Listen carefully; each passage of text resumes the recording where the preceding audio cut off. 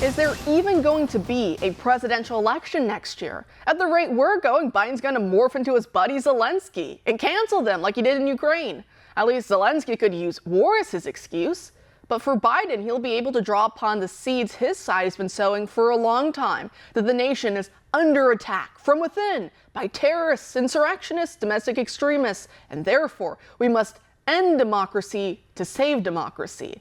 That's what we should be taking away from yesterday's shock ruling coming out of the Colorado Supreme Court. In a 4-3 ruling, the justices, who were all appointed by Democrat governors, got to become judge, jury, and executioner. They simply don't like President Trump's politics, and so they called him an insurrectionist, convicted him of their made-up charge, and then executed, kicking him off the 2024 presidential ballot, citing Section 3 of the 14th Amendment.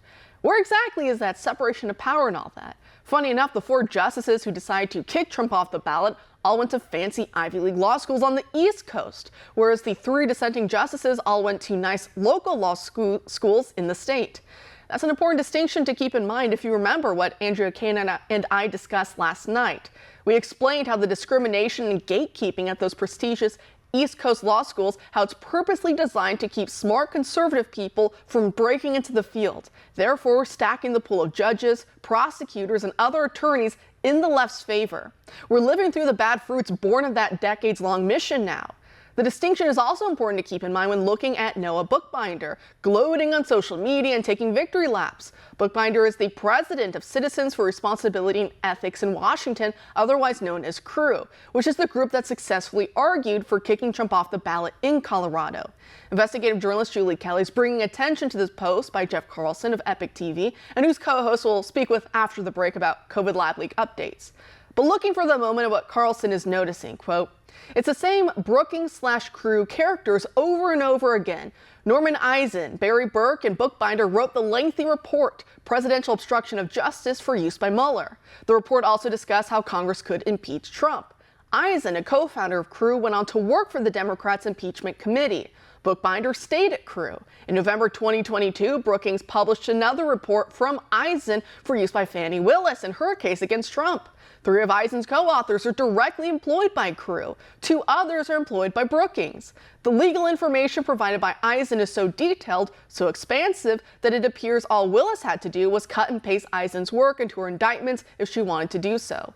On July 18, 2023, Crew published a report titled "The Case for Donald Trump's Disqualification Under the 14th Amendment."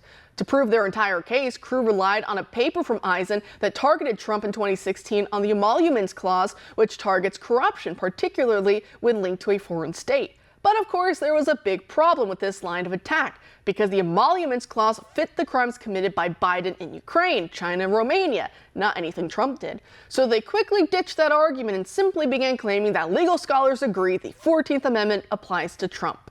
And now here we are. It's the same legal attacks by these same well-funded leftist groups over and over again, end quote. Interesting, right? As he's saying, it's the same few lawfare practitioners who've been behind practically all the hell we've been through these last few years. But the way they launch their attacks, it makes it seem like we're under attack from all corners. It doesn't help that their rhetoric is shouted from the rooftops to echo everywhere by the mainstream media. Here is Mara Gay from the New York Times editorial board on MSNBC making some pretty chilling statements. What do you say to the Republican candidate's argument that this should be, the voters should have the say and not the courts?